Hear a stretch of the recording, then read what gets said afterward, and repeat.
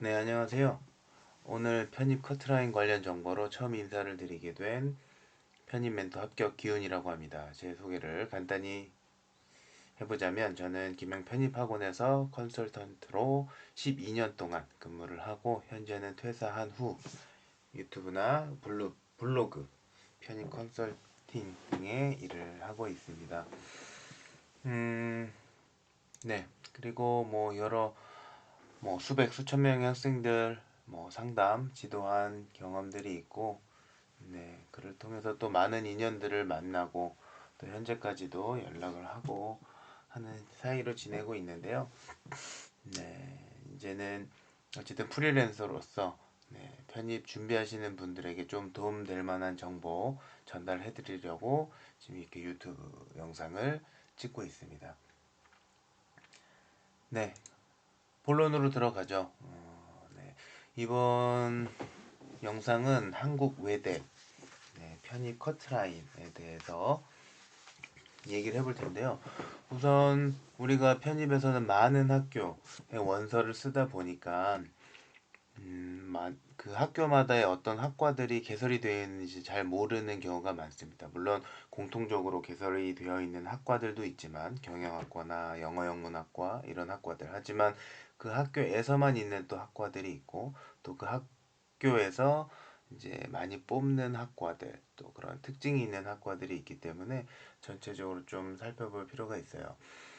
올해 준비하시는 분들은 이제 23학년도 편입을 준비하시는 거고 22학년도가 이제 작년 그러니까 올해 1월에 있었던 시험의 경쟁률이라고 보시면 되겠죠. 올해 22학년도 기준으로 외대 같은 경우는 지금 총 500명을 모집을 했죠. 500명 모집을 했었고 4,658명 정도 지원을 해서 21학년도와 비교하면은 경쟁률은 좀 낮았다라고 볼 수 있고 서울 캠은 14.8대 1. 네.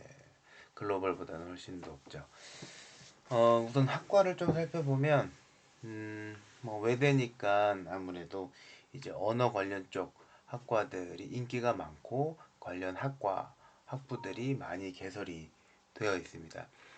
영어대학, 서양어대학, 중국학, 일본학, 사회과학대 이렇게 나뉘어져 있는데 다른 대학 같은 경우는 이제 뭐 이런 언어학과 같은 경우들이 이제 뭐 인문대학 안에 그냥 합쳐져 있는데 이제 외대 특성상 외국어 대학교인 특성상 이렇게 단과 대학들이 세분화되어 나뉘어져 있고 그 관련 과들도 네, 많이 있죠. 모집 인원도 훨씬 많고요. 그래서 언어 계열 쪽 편입 원하시는 분들은 당연히 한국 외대가 아주 네, 많이 선호하는 대학입니다. 그리고 이제 여기까지가 서울 캠퍼스고 여기가 이제 글로벌 캠인데 이제 경영학과 같은 경우는 모집 인원이 많은 편에 속해요. 그리고 여기 사회과학대학이나 경상경대학도 선호도나 인기도 좋은 편이고요. 그리고 글로벌 캠퍼스 같은 경우는 이제 자연계는 이제 글로벌 캠퍼스에 위치해 있죠. 네, 용인 쪽에 위치해 있고, 여기 또 글로벌 캠퍼스에만 이제 있는 학과들도 있기 때문에 글로벌 캠퍼스라고 해서 뭐 분교의 개념으로 커트라인이 무조건 낮다 이렇게 보긴 힘들고요. 글로벌 캠퍼스에만 있는 학과들은 또 원래 거기를 생각했던 수험생들도 있는 그런 대학이기도 합니다. 22학년도 경쟁률은 빨갛게 표시된 거, 미디어가 제일 높았네요. 그리고 상경, 경영대학 또 뭐 비슷하게 높고 그러니까 지금 뭐 딱히 튀는 학과는 여기서 미디어 정도가 튀었고 또 유심 있게 볼만한 대학은 이제 영어 대학이 인기가 사실 많은데 오히려 경쟁률은 좀 낮게 형성돼 있다. 그리고 글로벌 캠퍼스에서는 통번역 대학 쪽이 좀 인기가 좋다. 그리고 경상대학 쪽이 인기가 좋았다. 22학년도에는 그렇게 볼 수가 있고 뭐 앞으로 이제 쭉 얘기를 드리겠지만 사실 경쟁률과 커트라인은 큰 상관이 없습니다.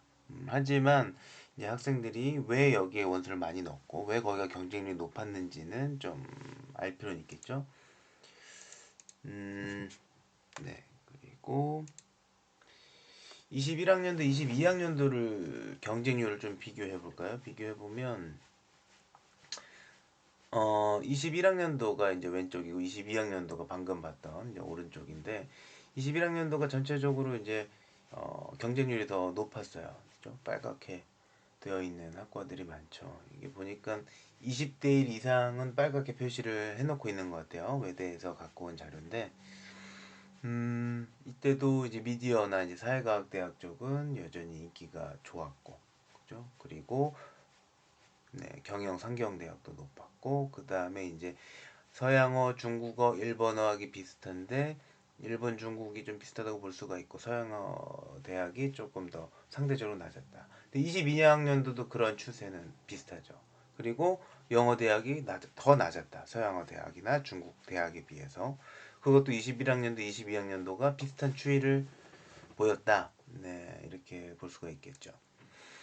20학년도 경쟁률도 한번 볼까요? 20학년도 경쟁률도 네, 뭐 서울 캠은 25대 1, 네, 글로벌 캠은 9대 1 정도의 경쟁률을 보였는데 이때도 21, 22 추이와 거의 비슷해요. 이제 한 2개년, 3개년쯤 보니까 좀 감이 잡히죠. 여기 보면 미디어나 사회과학대학 높았고 그 다음이 이제 상경 경영대학 그리고 요 일본, 중국어 비슷했고 서영화가 그 다음이었고 영어 대학이 제일 낮았다. 네. 근데 커트라인 이따 뒤에서 보여드리겠지만 영어 대학이 제일 낮을까요? 네. 뭐 그건 뒤에서 보고요. 그리고 통번역 이때는 인문대학이 통번역보다 좀 높았다. 뭐 이렇게 볼 수 있고 네, 우선 그래도 서울캠에 더 이제 관심이 집중되어 있으니까 서울캠 위주로 좀 말씀드려보도록 할게요. 네, 경쟁률과의 상관관계 이제 경쟁률 그 커트라인은 사실 이제 학교 측에서 네 이제 공개를 하고 있진 않아요. 그러니까 이제 학원을 다니시면 이제 좀 큰 학원일수록 이런 자료들이 좀 많이 있을 텐데요. 또 합격생이 많을수록 뭐 학원 모의고사 점수 같은 통계들이 또 많을 테니까. 요게 이제 20학년도 기준 이제 실제 커트라인인데 이 커트라인은 이제 대회비 이어서 딱 점수를 공개하기는 좀 그렇고요. 이 순서로 제가 정리를 해놨어요. 여기가 제일 높은 학과, 여기가 제일 낮은 학과였었어요. 20학년도. 근데 20학년도 경쟁률을 한번 보죠. 아까 계속 지켜봐왔지만 사회과학 대학이 제일 높았고 영어 대학이 제일 낮았죠. 근데 커트라인은 네, 영미문학 문화학과가 제일 높았다. 그리고 경제학이 제일 낮았다. 근데 경제학이 경쟁률이 제일 낮지 않죠. 네. 제가 20학년도 것만 가져왔지만 21, 22 그 전년도의 모든 커트라인과 경쟁률을 비교해 보면 네, 상관관계가 없다. 네, 라고 보시면 됩니다. 대신 물론 이제 각 대학마다 이제 상경대학, 사회과학대학, 인문대학이 크게 세 개 대학으로 나뉘어져 있죠. 그리고 그 안에서 인기학과, 비인기학과는 어느 정도 네, 패턴은 있어요. 패턴은 있지만 이제 커트라인 뭐 2, 3점, 3, 4점 이게 막 정확히 나열이 된다라고 볼 수는 없고 보통 뭐 추이, 패턴 정도만 있다라고 보시면 될 것 같아요. 그걸 지금 이 시간에 다 말씀드리긴 힘들고 우선 외대만 이제 집중해서 말씀드려 보면 커트라인은 어쨌든 이런 순서대로 미디어도 항상 높았지만 미디어는 이제 20학년도는 네, 중간 정도였죠. 근데 이제 다른 학년들 보면 미디어가 또 커트라인 제일 높았던 경우도 있어요. 눈치 싸움 끝에 뭐 그렇게 되는 결과가 나오는 경우가 있는데 네, 이거는 이제 글로벌 같은 경우도 그쵸? 요 요거를 보시면 여기서 말씀드리고 싶은 게 뭐냐면 20학년도 글로벌에서는 지식 컨텐츠가 제일 높았어요. 지식 컨텐츠 뭐 역사 이런 것도 배우는 학과인데요. 음, 여기 사학과, 철학과, 언어인지학과와 같은 대학에 묶여져 있죠. 이제 뭐 비슷한 걸 배운다고 보시면 돼요. 뭐 이게 사학과와 이제 일치되는 과목들이 좀 많은데 네, 20학년에는 지금 글로벌 캠퍼스 지식 컨텐츠가 제일 높았어요. 영어 통번역 부가 높은 거는 이해가 되는 부분이죠. 근데 요거는 왜 그랬냐? 보시면 이제 한 명을 뽑았어요. 네. 한 명을 뽑는 경우는 이런 결과가 나오기도 하죠. 네. 그리고 여기서 또 특이한 게 철학과가 또 상위권에 위치해 있죠. 철학과 2명, 뭐 2명 뭐 적게 뽑긴 했지만 뭐 다른 학과도 2명 뽑는 학과도 있는데 이제 보통 철학과, 사학과가 커트라인이 다른 학교에서 보통 낮게 형성되는 학과 중에 하나인데 그래서 이제 눈치 싸움 하다가 아니면 뭐 19년도 커트라인이 철학과가 제일 낮았었을 수도 있어요. 그러면 이제 낮은 과니까 다음 년도 낮을 거다라고 생각하고 쓰는 거죠. 네. 근데 그건 한 번 더 생각해 봐야 돼요. 19학년도에 낮았으면 거기 사람들이 많이 쓰면 20학년도에 올라가는 경우가 많아요. 그러니까 그 커트라인만 보고 단순하게 일차원적으로 생각해서 쓰면 안 되고 좀 종합적으로 판단을 해야 되거든요. 그래서 이제 그런 부분 때문에 조금 커트라인이 높아진 케이스이고 뭐 다른 과들은 뭐 상식선에서 위치해 있는 과들로 보여지거든요. 그래요. 그래서 아무튼 오늘 영상을 정리해 보면 경쟁률과 커트라인은 일치하지 않는다. 그리고 모집 인원을 반드시 고려해 봐야 된다. 최근 3개년도 고려해 봐야 되고 또 다른 학교 모집 인원도 이제 왜냐면 뭐 외대보다 위 학교 그쵸? 그럼 추가 합격이 되려면 이제 나랑 경쟁자들 중에 외대 이제 그쵸? 등록 안 하고 포기하는 경우는 위에 대학에 합격했을 경우거든요. 그럼 위에 대학의 그 학과 모집 인원도 고려를 하셔야 됩니다. 그런 것도 고려를 해야 되고 그리고 저도 상담을 할 때 보면 항상 그래서 커트라인 제일 낮은 학과 하나 좀 추천해 주세요 이렇게 말씀하시는데 아까도 말씀드렸지만 패턴은 있지만 제일 낮은 커트라인은 찾기는 힘들어요. 작년에 제일 낮은 학과는 말씀드릴 수는 있겠죠. 상담을 할 때 철학과 제일 낮았어. 근데 그 학과가 올해도 제일 낮을 거라는 가능성은 없다. 네.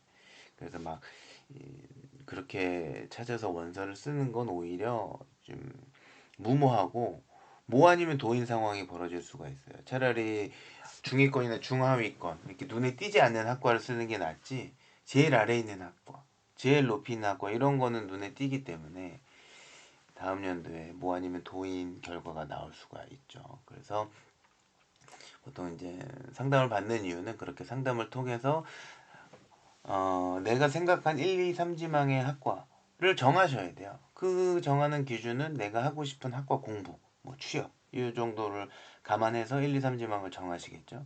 그럼 올해 모집 인원과 여러 가지 상황을 종합했을 때 이과랑 이과 중에 어디가 좀 커트라인이 올해 낮을 걸로 예상되는지 그런 상담은 필요하고 또 어느 정도 답을 기대해 볼 수 있는 상담의 내용이 되겠죠.